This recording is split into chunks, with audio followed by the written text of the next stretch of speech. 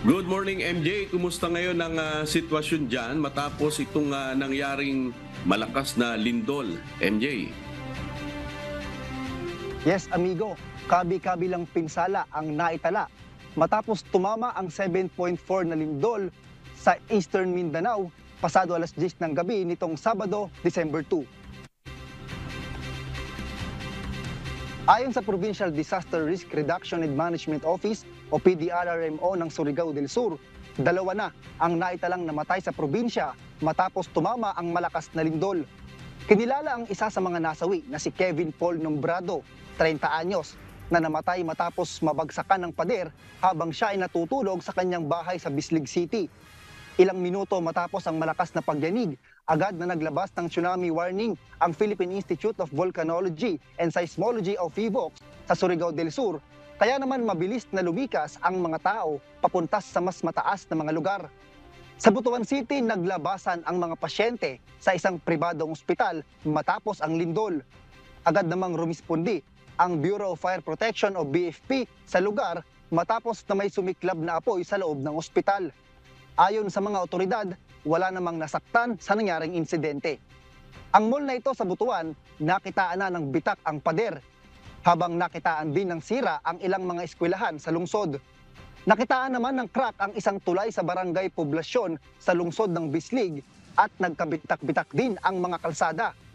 Ayon naman sa PDRRMO ng Hinatuan na siyang may pinakamaraming pinsalang natamo at naging epicenter ng lindol, mahigit 100 mga bahay sa lugar ay totally damaged, habang mahigit 1,700 pamilya naman ang apektado.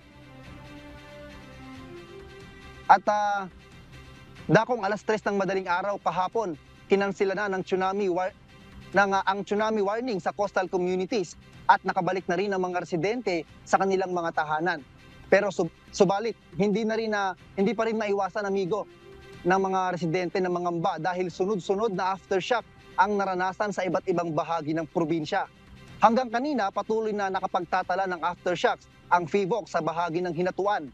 At kanina pasado alas 8 ng gabi, habang kasalukuyan nating kausap ang opisyal ng PDRRMO Surigao del Sur, ay muli na naman kaming nakaramdam ng pagyanig ng lupa.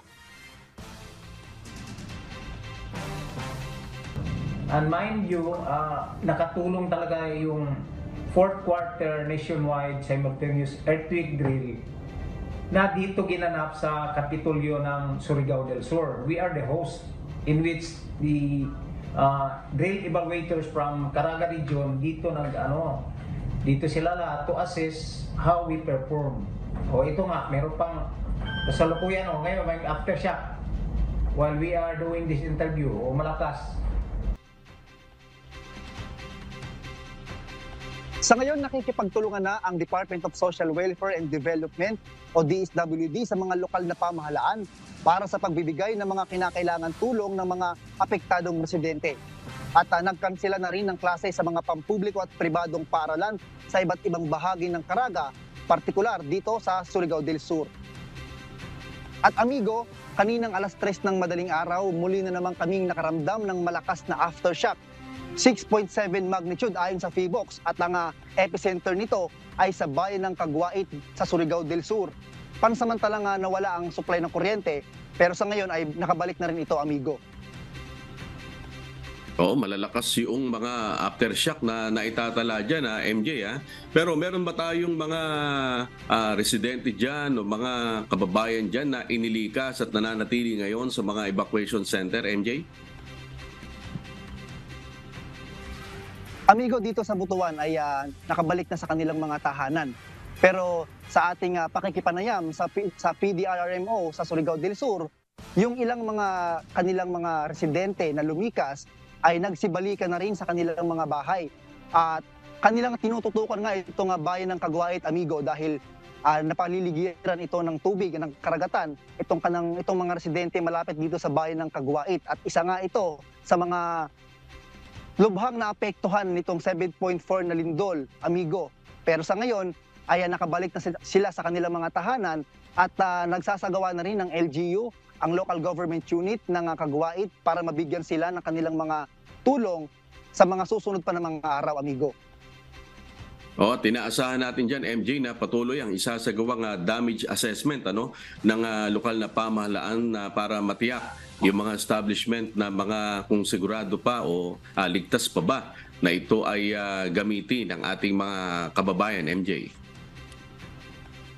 Tama ka dyan, amigo. Kaya nga, nag-cancel muna ng klase ang DepEd, the Department of Education, sa mga probinsya, particular dito sa Surigao del Sur, para matignan muna ang kalagayan ng mga eskwelahan, ng mga building, kung ligtas ba ito. Pero amigo, sa ngayon ay patuloy naman ang kanilang mga online classes, amigo.